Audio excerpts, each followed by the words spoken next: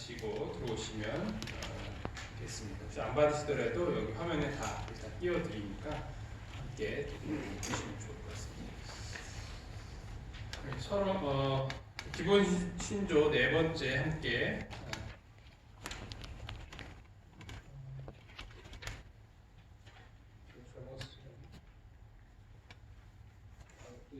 위인물에 있는 내용을 함께 읽어보도록 하겠습니다. 영원하신 아들 하나님, 시작. 영원하신 아들 하나님은 예수 그리스도 안에서 성육신하셨다.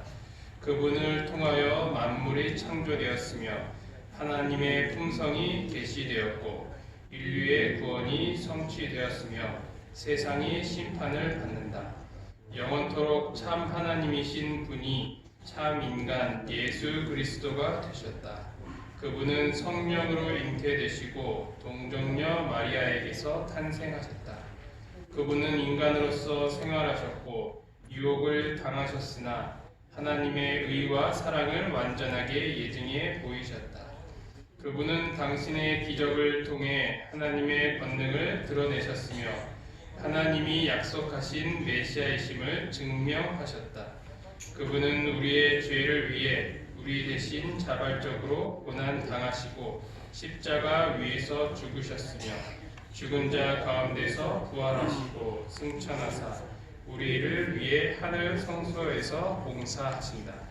그분은 당신의 백성을 최종적으로 구원하고 만물을 회복하고자 영광 중에 다시 오실 것이다.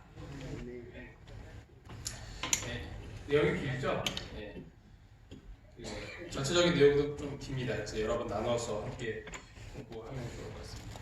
첫 번째로 성육신, 예언과 성취.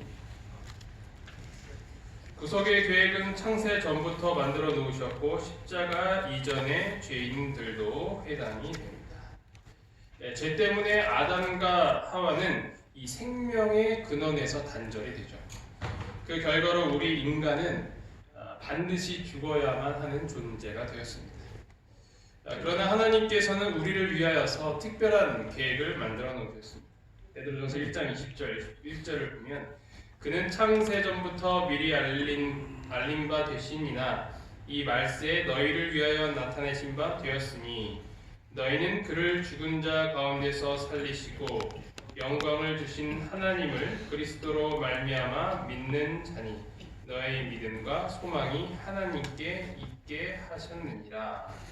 여기서 보면은 이 창세 전부터 그 모든 것들이 계획되어 있다라고 이야기를 하고 있습니다.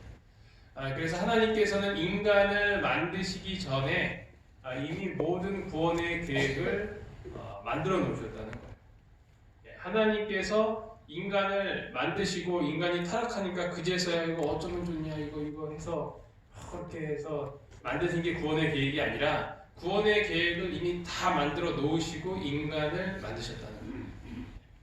그게 상식적인 것이 왜냐하면 하나님이라는 분은 그 모든 것을 아셔야 되지 않습니까? 그렇죠? 모르실 수가 없어요. 그러면 인간이 죄를 지을 것도 아신다라는 거예요. 인간을 만드시기 전에 이미 그것도 아시기 때문에 그 하나님께서는 인간을 만드시기 전에 이미 구원의 계획을 이렇게 준비해 놓으셨다라는 것입니다. 이러한 내용은 참으로 우리가 많은 생각을 하게 되는 것입니다. 그러면 무엇을 알 수 있어요? 그러면 예수님께서 죽을 것을 각오하시고 우리 인간을 만드셨다는 거예요. 거기에 우리의 또 다른 큰 감동이 있는 것입니다. 아담과 하와가 범죄한 직후에 하나님께서는 특별한 약속을 보여주셨는데요. 창세기 3장 15절입니다. 내가 너로 여자와 원수가 되게 하고 내 후손도 여자의 후손과 원수가 되게 하리니 여자의 후손은 내 머리를 상하게 할 것이요 너는 그의 발꿈치를 상하게 할 것이니라 하시고 여기서 말하고 있는 여자의 후손, 이 여자의 후손이 바로 예수 그리스도를 말합니다. 그가 오셔서 뱀의 머리를 상하게 하시고 우리를 구원하실 것이라는 그 약속이 이 창세기 3장 이 아담과 하와가 타락한 직후에 하셨던 약속이었다는 것입니다. 그러나 이 일을 이루시기 위하여서 고통스러운 대가를 치르셔야 되는 것이 무엇이냐면 이 발꿈치를 상하게 될 것이기 때문입니다. 바로 십자가에 달려 돌아가셔야 함을 이미 이곳에서 약속을 하시는 것입니다. 그런데 이런 계획은 베드로전서 1장 20절에 우리가 읽었던 것처럼 창세전, 즉 인간을 만드시기 전에 이루어 놓으셨다는 것이죠. 그래서 인간은 이때부터 이 여자의 후손을 기다리기 시작합니다. 구약 성경은 약속으로 가득한 책이죠. 바로 예수님, 이 인간을 구원하실 메시아가 오실 것이라는 약속으로 가득 찬 책이 구약 성경이라고 지난번 제1장 하나님의 말씀 시간에 언급해드렸습니다. 성경에는 이미 이 약속된 분이 언제, 어디에, 어떻게, 왜 오시는지에 대해서 자세하게 기록이 되어 있다는 것입니다. 그래서 예수님과 구약을 떼놓을 수 없어요. 예수님은 신약의 하나님에서 신약만 믿고 구약은 아버지 하나님이기 때문에 그건 유대인만 믿는 그런 분리된 책이 아니라 예수님은 구약 성경 없이는 설명이 될 수 없는 분이에요. 그래서 구약 성경의 하나님과 신약 성경의 하나님은 같은 하나님이라고 우리가 계속 강조를 하고 있는 것입니다. 두 번째로 타락 이후 하나님은 예수님의 사명을 예시하기 위하여 동물 제사를 제정을 하셨습니다. 이 제사 제도를 통하여서 아들 하나님께서 죄를 어떤 식으로 도말하시는지에 대한 것을 자세하게 보여주셨습니다. 죄를 지은 인간은 죽음을 선고받았습니다. 원래는 영생하는 존재였지만 죄가 우리를 그렇게 만들어 놓았습니다. 선악을 알게 하는 나무의 열매는 먹지 말라. 내가 먹는 날에는 반드시 죽으리라 하시니라. 죄의 삭슨, 죄의 결과는 무엇이냐면 사망이다 라고 기록을 하고 있는 것입니다. 우리가 죽는 이유는 분명합니다. 죄인이기 때문이죠. 언젠가는 모두가 죽게 됩니다. 돈이 많은 사람이나 돈이 적은 사람이나 교통사고로 바로 오늘 죽는 사람이나 아니면은 정말 이렇게 잘 먹고 잘 살고 이렇게 평안하게 이렇게 돌아가시는 분이나 언젠가는 우리 인간은 결국 다 죽게 될 수밖에 없는 존재라는 것입니다. 하지만 우리는 예수님을 믿을 때 영생을 얻을 수 있다라는 것이 우리가 타락 이전의 그 상태로 회복될 수 있다는 것이 바로 하나님의 약속인 것입니다. 이스라엘 백성들이 애굽에서 탈출한 다음에 하나님의 명령에 따라 성소를 짓고 또 제사를 지내게 되었습니다. 죄인은 용서받기 위하여서 무엇을 가져왔냐면 이 흠이 없는 제물을 어린 양을 갖고 왔어야 했습니다. 그때 죄인은 죄가 없는 이 동물 위에 손을 얹고 이 자기의 죄를 고백하고 그러면은 이 죄가 그 동물에게 옮겨지게 되는 것이죠. 그리고 이 제물은 죄인을 위하여서 그 손을 얹었던 이 주인을 위하여서 대신 죽임을 당하게 되는 것입니다. 그러면 이 죄인은 그 죄를 용서받을 수 있게 되는 것이 바로 이 구약 성경에서 말하는 이 제사 제도입니다. 요즘에 이렇게 하면 큰일 나겠죠. 동물 학대. 그때는 이제 그런 일들이 가능을 했고 그런 문화가 가능했기 때문에 하나님께서 또 이러한 제도를 이렇게 보여주신 거겠죠. 히브리서 9장 22절에 보면 율법을 따라 거의 모든 물건이 피로써 정결하게 되나니 피 흘림이 없은즉 사함이 없느니라. 그래서 이 용서받기 위하여서는 어떻게 되냐면 이 피 흘림이 필요했다는 것입니다. 왜냐하면 이 피에 무엇이 있냐면 생명이 있기 때문에. 그래서 생명을 죽음을 이야기하는 이 피를 흘려야지 용서를 받을 수 있는데 죄인 자신이 피를 흘린다는 것은 죽음을 이야기하잖아요. 그래서 이 죄인 대신에 그 제사를 위한 이 제물이 대신 피를 흘려주는 것입니다. 이때 이들이 가져온 제물은 바로 십자가에 달려 돌아가실 이 예수님을 상징하였던 것입니다. 요한복음 1장 29절에 보면 침례 요한이 예수님을 향하여 뭐라고 이야기를 하냐면 세상 죄를 지고 가는 하나님의 어린 양이로다 라고 외치게 됩니다. 베드로전서 1장 19절을 보면 오직 흠없고 점없는 어린 양 같은 그리스도의 보배로운 피로 된 것이다 라고 설명을 하고 있죠. 구약 성경에서 매일 반복되었던 이 제사 제도는 우리를 위하여서 대신 피를 흘리심으로 말미암아 용서를 가져다 주신 예수님의 십자가 사역을 상징하였던 것입니다.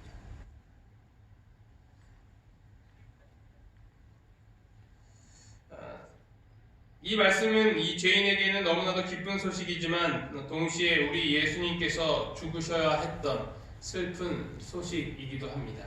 하지만 이 소식은 우리가 오늘날 복음이라고 부르고 그 복음으로 말미암아 우리 모두가 이렇게 한 자리에 모여서 하나님의 말씀을 듣고 하나님을 예배하게 되는 것입니다. 우리에게 구원을 받아다 주신 그 예수님의 희생의 그 사랑을 오늘 다시 한번 기억하는 하루가 되기를 간절히 바랍니다. 아멘. 성경에 보면은 예수님께서 이 구약 성경에 예수님이 오실 것이라는 내용들이 자세하게 예언되어 있습니다. 하나님의 구주 메시아가 아브라함의 계보를 통하여서 오실 것이라고 약속을 하셨습니다. 또 내시로 말미암아 천하 만민이 복을 얻을 것이다. 그리고 이사야는 구주께서 사내 아이로 오실 것을 예언을 하였습니다. 이는 한 아기가 우리에게 낳고 한 아들을 우리에게 주신 바 되었는데 그 어깨에는 정사를 메었고 그 이름은 기묘자라 모사라 전능하신 하나님이라 영존하시는 아버지라 평강의 왕이라 할 것입니다. 그리고 예수님께서 베들레헴에서 탄생하실 것이라고 예언되어 있습니다. 베들레헴 에브라다야 너는 유다 족속 중에 작을지라도 이스라엘을 다스릴 자가 내게서 나올 것이다. 그리고 이 하나님 인간이신 이분의 이 탄생은 초자연적인 것이 될 것이다 라는 것이죠. 그래서 처녀가 잉태하여 낳을 것이라는 이사야 7장 14절에 있는 말씀을 확인할 수 있습니다. 그리고 이사야 61장 1절 2절에 보면 그 예수님의 사명이 나옵니다. 주 여호와의 신이 내게 임하셨으니 이는 여호와께서 내게 기름을 부으사 가난한 자에게 아름다운 소식을 전하게 하려 하심이라. 나를 보내사 마음이 상한 자를 고치며 포로된 자에게 자유를 갇힌 자에게 노임을 전파하며 여호와의 은혜의 해를 전파할 것이라는 예수님의 사명입니다. 그리고 예수님께서는 모든 사람들이 그렇게 기다렸던 분임에도 불구하고 거절을 당할 것이라는 예언도 함께 했습니다. 그래서 그분은 이 모양도 없고 풍채도 없고 또 흠모할 만한 아름다운 것이 없기 때문에 멸시를 받고 사람들에게 버림을 받고 강고를 많이 겪고 질고를 아는 자가 될 것이다. 그는 실로 우리의 질고를 지고 우리의 슬픔을 당하게 될 것이라는 그 예언이 이 성경에 기록되어 있습니다. 그리고 절친한 친구가 은전 30을 받고 그분을 배반할 것이라는 예언도 있었죠. 그리고 은 30개를 달아서 내 품삯을 삼은지라. 내가 신뢰하여 내 떡을 나눠 먹던 나의 가까운 친구도 나를 대적한다라는 이 말씀은 예수님께서 누구로부터 배반을 당할 것인가에 대한 내용이 나와 있습니다. 그리고 그분은 옆구리를 찔려서 죽임을 당하시게 되는데 그 내용도 함께 그분의 뼈가 하나도 상하게 되지 않을 것이라는 예언도 이곳에 성경에서 확인을 할 수 있습니다.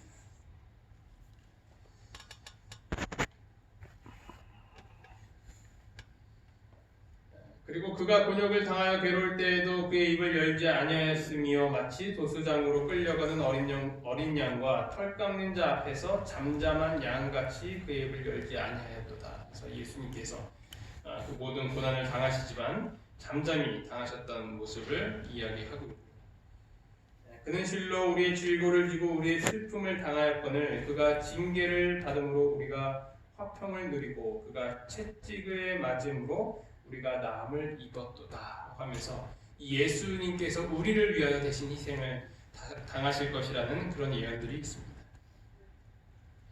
이 외에도 예수님의 탄생과 생애, 죽음에 대한 구약 성경의 그 예언, 그 성경들은 굉장히 많이 있습니다. 어떤 학자는 1100개가 넘는다고 이렇게 주장하는 분도 있습니다. 예수님께서 이 성경의 예언들을 이 땅에 오셔서 성취하셨습니다.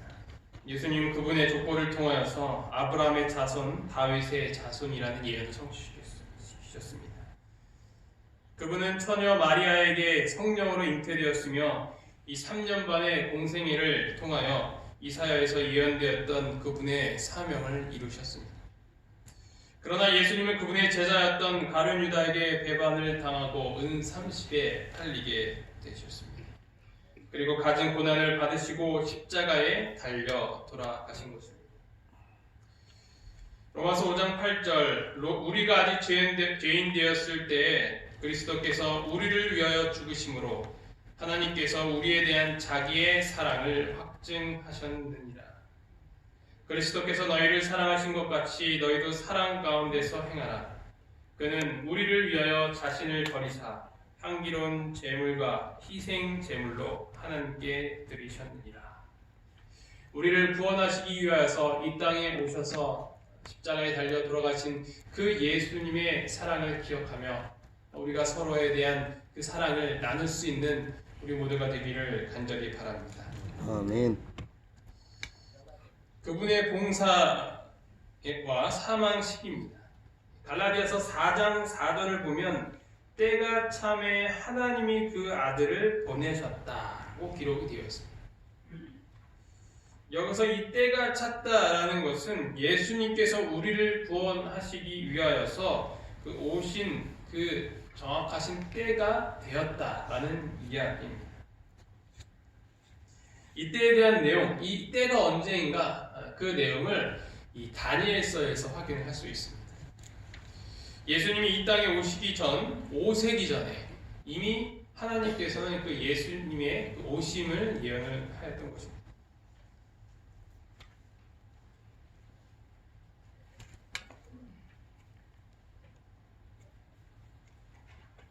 다니엘서 9장 24절부터 26절에 있는 말씀 함께 읽어볼까요? 내 백성을 위해서 시작. 내 백성을 위하여 이른 이레를 기한으로 정하였나니 또 지극히 거룩한 이가 기름 부음을 받으리라. 예루살렘을 중건하라는 영이 날 때부터 기름 부음을 받은 자 곧 왕이 일어나기까지 7 이레와 62 이레가 지날 것이요 62 이레 후에 기름 부음을 받은 자가 끊어져 없어질 것이며 그가 장차 많은 사람들과 더불어 한 이레 동안의 언약을 굳게 맺고 그가 그 이레의 절반의 제사와 예물을 금지할 것이며. 여기 이레는 일주일입니다. 7일. 그래서 이른 이레라고 하는 것은 70주를 이야기하고 있는 것입니다. 이것이 이 메시아, 예수님께서 오실 것이라는 그 예언에 대한 말씀입니다. 그런데 예언을 해석할 때 어떠한 원칙을 적용을 하게 되면 연일 원칙을 적용하게 되는 것이죠. 민수기 13장 34절에 보면 하루를 1년을 쳐서 이 정탐한 날 수를 40일을 이제 40년으로 환산해서 그들이 광야에서 방황을 하였던 그 이야기를 이야기하고 있고요. 그리고 에스겔 4장 6절에서도 하루가 1년이니라. 그래서 이 하루를 1일을 1년으로 계산을 하는 것이 바로 예언의 해석의 원칙입니다. 이것은 이스라엘 백성들에게 익숙한 그런 개념이었어요. 안식일, 안식년, 이런 것들 여러 가지들이 하루를 1년으로 그렇게 보는 그런 개념들이 많이 있었습니다. 그래서 여기서 이야기하고 있는 70주라는 것은 490일이죠. 그렇죠? 일주일 하면. 그래서 이 490일은 490년을 이야기하는 것입니다. 좀 더 쉬운 설명을 위해서 도표를 그려왔습니다. 보시면 좀 작죠. 예루살렘을 중건하라는 영이 날 때부터, 그래서 그 기준이 언제냐면 예루살렘 중건령이 내려지는 때입니다. 이것은 역사적으로 BC 457년입니다. 그래서 이때를 기점으로 인하여서 이른 이레를 기한으로 정하였다. 457년을 이후에 이 70주일을 정하였는데 이 70주일은 연일 원칙을 통하여서 490년이라는 것을 우리가 결론을 내렸죠. 그래서 이 BC 457년 예루살렘을 중건하라는 영이 날 때부터 71에 70주일 490년이 지났을 때의 연도가 언제냐면 AD 34년입니다. 기원 34년입니다. 이때가 이 71에 70주 예언에 대한 전체적인 기간인 것입니다. 그래서 25절에 보면 71회와 62일회가 지날 것이요 라고 있어요. 그래서 7일에 7주일이 지날 때가 이 49년이 지나면 BC 408년이고 그리고 62일회가 지날 것이라는 62주일 지났을 때는 언제냐면 이 434년 후 AD 27년입니다. 이렇게 계산이 됩니다. 이때가 언제냐면 기름 부음을 받은 자, 곧 왕이 일어나는 때라고 이 다니엘서에서는 설명을 하고 있습니다. 이 AD 27년에 무슨 일이 있었어요?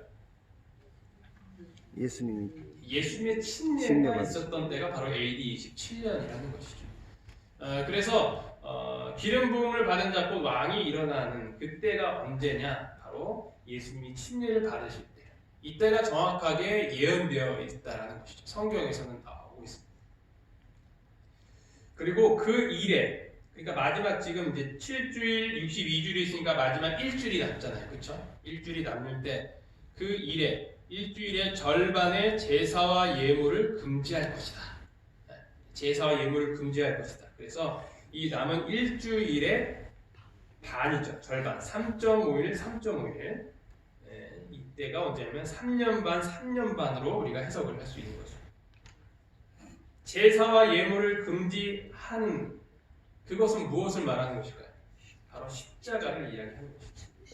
AD 31년에 기름 부음을 받은 자가 끊어져 없어질 것이라는 이 AD 31년의 예언이 바로 십자가를 통해서 이야기하고 있는 것입니다. 이 제사와 예물이 왜 끊어지는 거예요? 제사 제도가 예수님을 상징하잖아요, 그렇죠? 이 제사 제도는 예수님의 십자가를 상징하기 때문에 그 십자가 사건이 일어나니까 결국엔 제사 제도가 이제 필요가 없는 거예요. 실체가 오셨기 때문에 상징이 되는 것은 더 이상 필요가 없기 때문에 제사 제도가 이제 폐지되는 것입니다.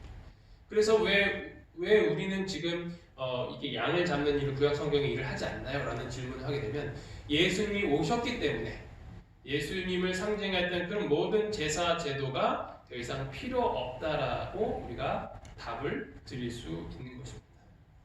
한참 걸렸습니다. 이거 만드는 잘 만들었죠? 네. 제가 그 프린트에는 이거를 못 넣어드렸어요. 너무 흐려서 제가 다시 만들게 되었는데 좀 흐리게 나온 것이 좀 죄송스럽게 생각합니다.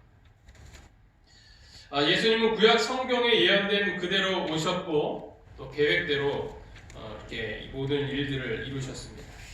그분이 오신 것은 우리에게 얼마나 놀라운 일입니까? 예수님은 그렇게 우리를 살리시기 위하여 큰 계획을 갖고 그대로 이루셨습니다. 오늘 이 새벽에 그 예수 그리스도의 오심과 그리고 그분의 사랑을 다시 한번 감사하며 찬양하는 이 하루가 되기를 간절히 바랍니다. 아멘. 그리고 성경은 예수님의 죽음뿐 아니라 부활도 예언을 해 놓았습니다. 이는 주께서 내 영혼을 수월에 버리지 아니하시며, 수월이라는 것은 무덤, 깊은 곳 그런 뜻입니다. 주의 거룩한 자를 멸망시키지 않으실 것입니다. 예수께서 이르시되 나는 부활이요 생명이니 나를 믿는 자는 죽어도 살겠고 무릇 살아서 나를 믿는 자는 영원히 죽지 아니하리니 이것을 내가 믿느냐. 이것을 여러분 믿습니까? 아멘. 예수님은 부활이요 생명이십니다. 그분을 믿으면 죽어도 살겠다고 약속하셨습니다. 우리는 죽음을 두려워할 필요가 없습니다. 왜냐하면 우리는 죽은 후에 부활할 것이기 때문입니다. 아멘. 예수님은 이 땅에 내려오셨습니다. 그것은 우리를 구원하기 위한 계획이었습니다.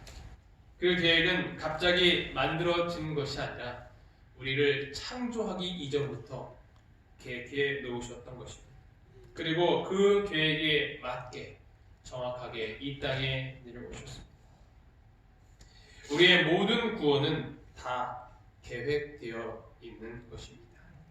그분의 계획 가운데 우리의 부활까지 포함되어 있습니다. 두려워하지 말고 우리 모두 담대한 삶을 살게 되기를 간절히 바랍니다. 아멘. 기도하시겠습니다. 하늘의 하나님 아버지, 오늘 저희가 아들 하나님 예수 그리스도께서 이 땅에 왜 오셔야 했으며 언제 오셨으며 어떻게 오셨는지에 대해서 살펴볼 수 있도록 도와주셔서 감사합니다. 아멘. 주님, 저희를 창조하실 때 저희를 위하여서 십자가에 달려 돌아가실 것을 이미 계획하시고 만드심에 참으로 감사합니다. 아버지, 저희가 참으로 너무나도 작고 미약한 자들이지만 저희를 위한 관심과 사랑이 이렇다는 것을 저희가 깨달으면서 오늘 하루 그 주님께서 주신 그 놀라운 구원의 기쁨을 기억하며 만끽할 수 있는 오늘 하루가 될 수 있도록 인도하여 주시옵소서. 아멘. 이 모든 말씀 예수님의 이름으로 간절히 기도합니다. 아멘.